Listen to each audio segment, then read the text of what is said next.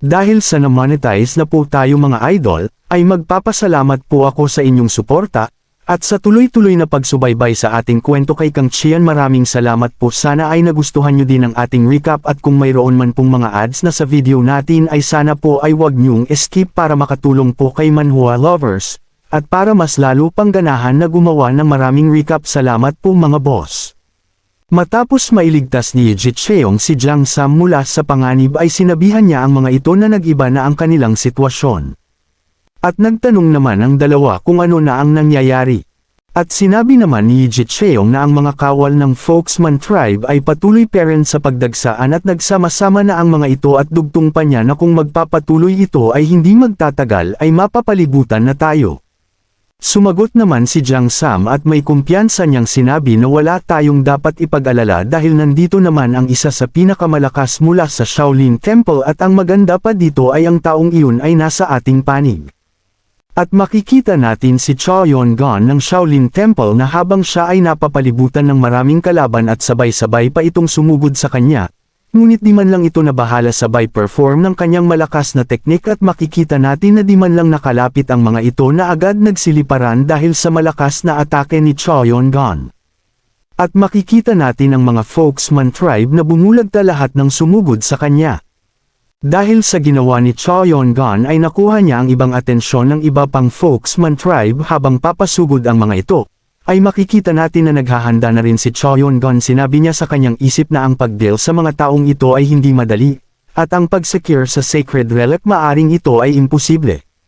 Balik sa lokasyon ni Kang Chian, habang siya ay nasa loob ng bahay ay may makikita tayong Folksman Tribe na nagbabantay sa labas ng bahay nang bigla na lang mayroon siyang narinig sa kanyang likuran, at nang nilingon niya ito ay nakita niya ang isang kamay na nasa itaas ng bubong.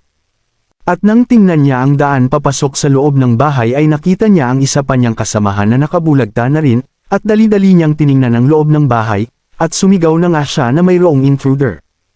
Habang si Kang Chian naman na mabilis na nakaalis, ay napasabi na lang siya sa kanyang isip na hindi ko inaasahan ito. Kung ang Great Chief ay may kakayahang gamitin iyon, ang pagpapalakas ni Taeyang sa kanyang inner power ay magiging walang kwenta. At dugtong pa niya na katulad na lang ng sinabi ni Taeyang na mayroon na lang isang natitirang paraan, ito ay kung ako mismo ang humarap sa halimaw na iyon. At makikita natin na mas binilisan pa ng ating bida ang kanyang pagtakbo upang makarating agad sa lokasyon kung saan nandoon si Taeyang. Balik naman tayo sa kung saan ay makikita natin ang mga malalaking matutulis na bagay na bumaon sa katawan ng Great Chief, na makikita natin na nagsilabasan na ang mga ugat nito sa katawan. Sabay release ng kanyang internal energy, at makikita natin na isa-isang natatanggal ang mga ito. At sinabayan pa ng kanyang malakas na pagsigaw, dahilan ng lahat ng ito ay nagsiliparan. At patungo ito sa lokasyon nila Taeyang, at makikita natin na pinagpawisan si Taeyang habang natataranta naman ang kanyang mga kasamahan. At habang papalapit sa kanila ang mga ito ay agad na nag-activate si Taeyang ng kanyang self-defense upang masangga niya ang mga papalapit sa kanila na matagumpay naman niyang nagawa. Ngunit mayroon pa ring nakalusot sa kanyang depensa, dahil mas lumakas pa sa kanya ang kanilang kalaban ngayon, at makikita natin ang mga vanguard na isa-isang tinamaan ng matutulis na bagay, at dahil na rin sa nagtataglay ang pinuno ng tribo ng malakas na lason sa katawan, ay pasigaw niyang sinabihan ang kanyang mga tauhan na agad magmadaling kumuha ng antidote. At agad namang sinunod ng mga ito at sabay-sabay na kinain. At habang tinitingnan ni Taeyang ang kanyang mga tauhan ay bigla na lang nagsalita ang Great Chief ng tribo na kung iyon ang Celestial Poison, ang antidote ay hindi gagana. At dugtong pa niya na ang Tang Clan ay nagbigay sa akin ng isang bagay, at inaangkin pa nila ang Celestial Poison. Ngunit ang di nila alam, ang mga ito ay mga pinagsama-samang mga lason lamang, at wala nang iba pa. Ang pangalang Celestial Poison ay hindi ginawa para sa isang bagay na tulad nito.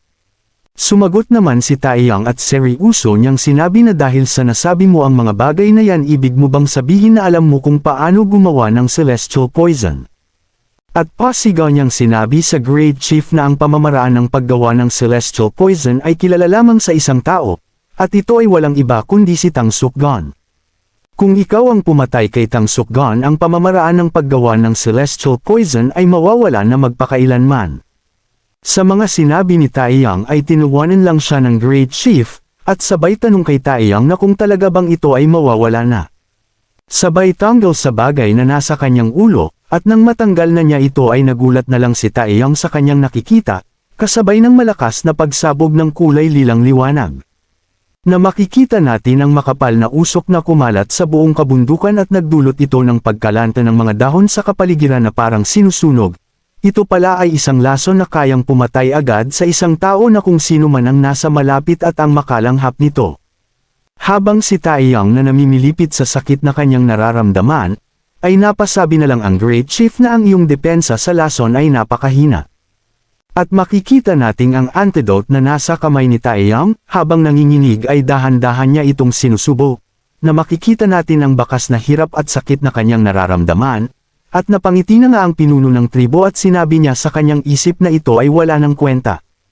Habang makikita naman natin ang dahan daw ang pagbagsak ng antidote na kakainin sana ni Taeyang. Habang si Taeyang naman ay makikita nating mayroon ng mga dugo na lumalabas sa kanyang ilong at bibig. Habang bumabagsak ay napapatanong na lang siya na kung ito na ba ang sinasabi nilang celestial poison.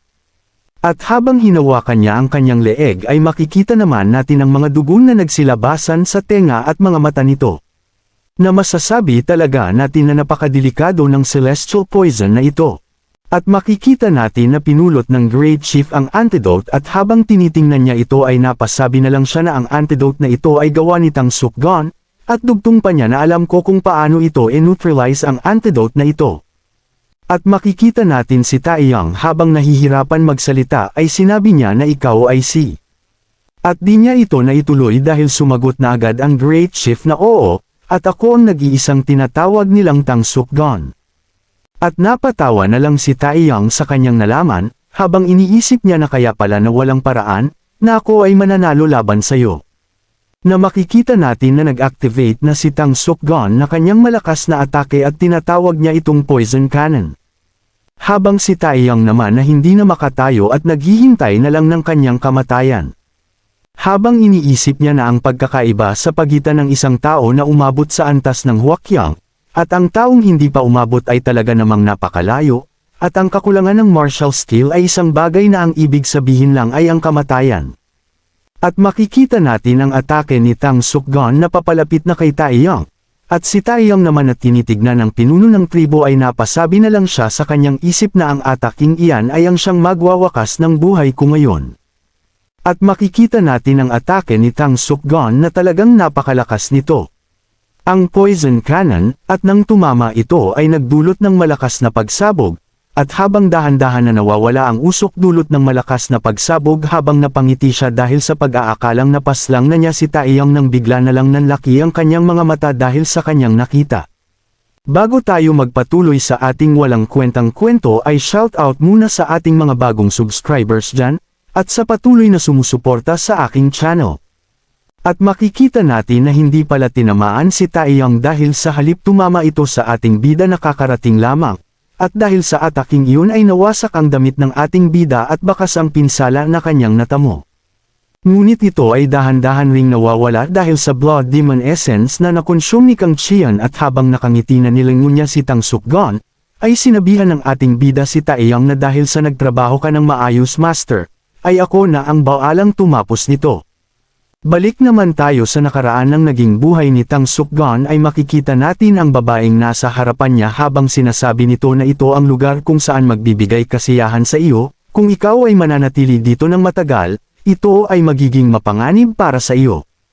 At makikita natin na lumapit ang babae sa kanya at habang nagtitigan ang dalawa, ay sumagot naman si Tang Sukgon na ito ay hindi mapanganib para sa akin, kundi sa kanila. Dahil kapag marinig lamang ang pangalan ko, ay tatakbo na ang mga ito na parang mga aso.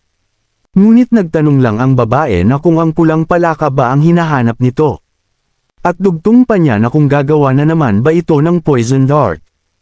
At sumagot naman si Tang Sukgon na ang poison dart ay masyadong walang kwenta.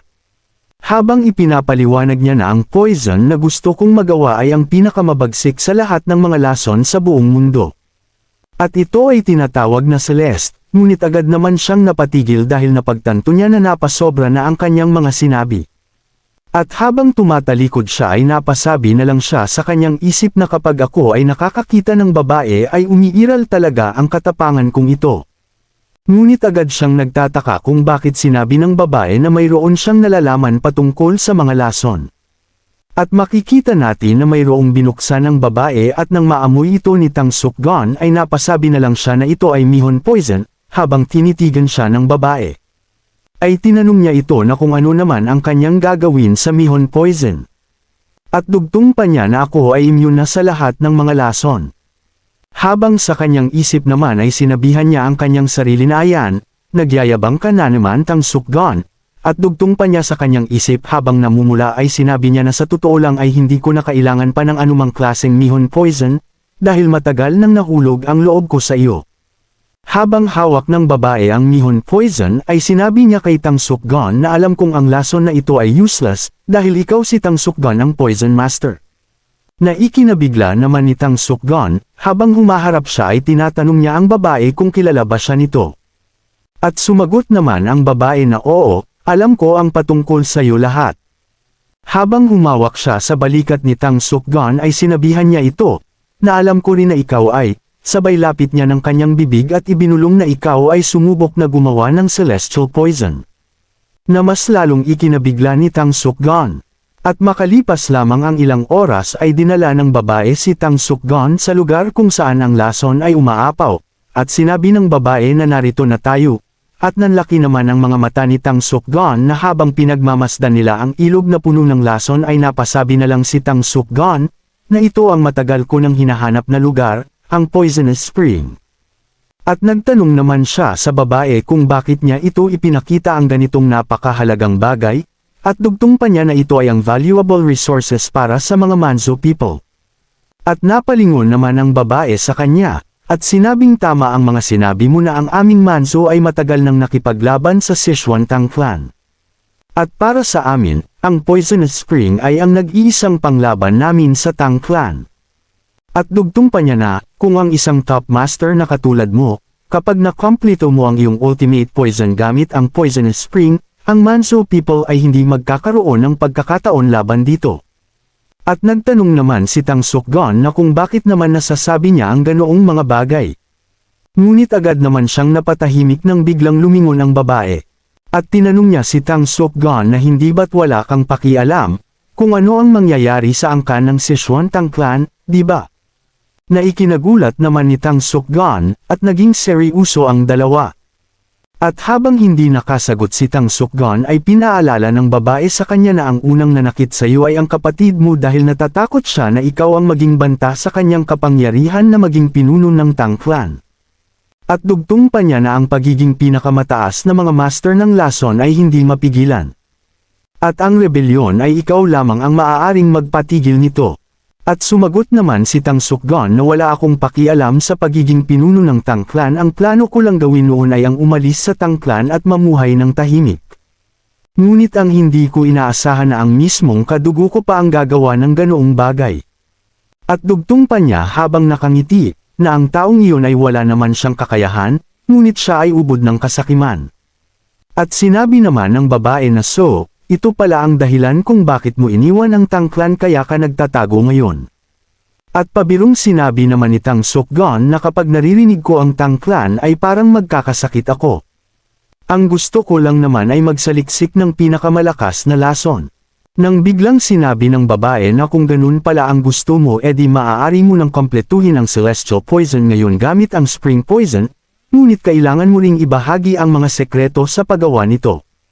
Naikinabigla naman ni Tang Sukgon, at dugtong pa ng babae, na kung ang Tang Clan at Manzo ay parehong hawak ang lason na ito, ay hindi makakapagbanta sa isa't isa.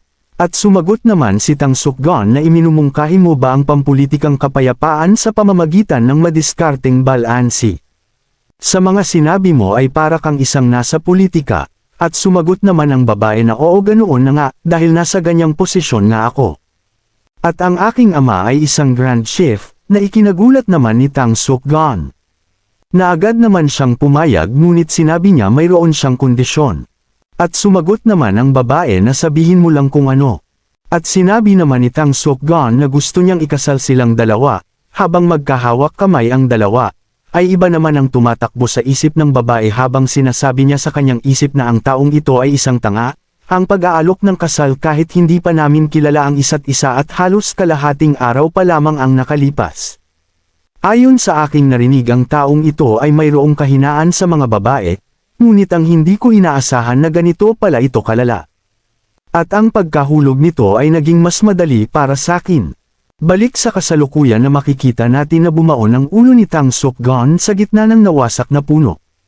Habang si Kang Qian naman ay iniisip niya ang mga sinabi ni Tang Sukgon sa kanya, kaya siya naging pinuno ng tribo, at napasabi na lang siya na kung ang Master of Poison ba ay naniniwala sa lahat ng sinabi ng babaeng iyon. Ang master na ito ay immune sa lahat ng mga lason, ang pagkahulog ng ganoon kabilas sa pang-aakit ng isang babae. At ang pagkawala nito ay nagdulot kaya sa kanya ng kawalan ng pag-asa. Habang nakabaon ang ulo nito sa gitna ng puno ay sinabi niya sa ating bida na minahal siya ng babaeng iyon. At nang marinig ito ni Kang Qian, ay bigla na lang naging seryoso ang kanyang mukha, ngunit agad naman naging tanga, at di alam ang isasagot. Habang napakamot sa kanyang ulo, habang nag-iisip ay nasabi niya kay Tang Sukgon na sa tingin ko ay ginamit ka lang niya. Na ikinagalit naman bigla ni Tang Sukgon, at nawasak ang buong paligid nito habang pinapatahimik niya si Kang Qian ay bakas ang galit sa kanyang mukha. Habang si Kang Qian na tinitigan lang si Tang Sukgon habang nagwawala ito sa galit, at si Taeyang naman na nasa hindi kalayuan ay ramdam niya ang lakas ni Tang Sukgon at napabaliktad pa siya dahil sa lakas ng hangin mula sa aura nito, habang galit na galit at naglalabas ng kanyang internal energy ay sinabihan niya si Kang Qian na hindi kita patatawarin sa pag-insulto mo sa kanya. At dugtong pa niya na ang babaeng minamahal niya ay puro at maganda na walang sino man ang makakapantay sa mundong ito, at ang kanyang pure soul ay parang ray of light dito sa masamang mundo na ito. Habang si Kang Qian na nakikinig ay pinagpapawisan na lang ng malamig at wala nang masabi dahil sa hindi na talaga niya makukumbansi ang Poison Master na si Tang Sukgon, at umalulong na nga ang malakas na pagsigaw ni Tang Sukgon sa buong kabundukan, habang si Taeyang naman na nabibingi sa lakas ng pagsigaw ay sinabihan niya ang mga ito na sana naman ay binalaan siya ng mga ito para matakpan niya ang kanyang tenga. Habang galit na galit si Tang Sukgon na itinuturo ang ating bida ay sinabihan niya ito na pagbabayaran mo ang ginawa mong pag-insulto sa minamahal ko. At sumagot naman si Kang Qian na ang pagbabanta sa akin ng ganyan ay hindi nagbibigay takot sa akin. Na mas lalong ikinainis ni Tang Sukgon at sinabihan niya ang ating bida na napakakalmado mo naman, pero ngayon na hawak na kita dahil sa pinsala na nasa iyong braso, ay hindi na magtatagal ang buhay mo. At sumagot naman si Kang Qian na ito ba ang ibig mong sabihin? Sabay tanggal ng kanyang damit at sinabi niya na hindi naman gaanong masakit, tulad ng iyong iniisip, at makikita natin na wala man lang sugat o pinsala, ito ay gasgas lamang, at nang makita ito ni Tang Sukgon ay nanlaki ang kanyang mga mata at hindi siya makapaniwala, dahil sa wala man lang naging epekto sa ating bida ang kanyang atake na may lason. Abangan ang susunod na mangyayari dahil sa gagamitin na ni Tang Sukgon ang Celestial Poison ang pinakamalakas niyang alas laban kay Kang Qian, habang sa ibang lokasyon naman ay patuloy pa rin ang labanan ng grupo nila Jiang Sam, at ang pagkuha nila sa relic ng Manzo people, at abangan niyo na rin ang iba pang mangyayari sa susunod nating video. Thanks for watching guys.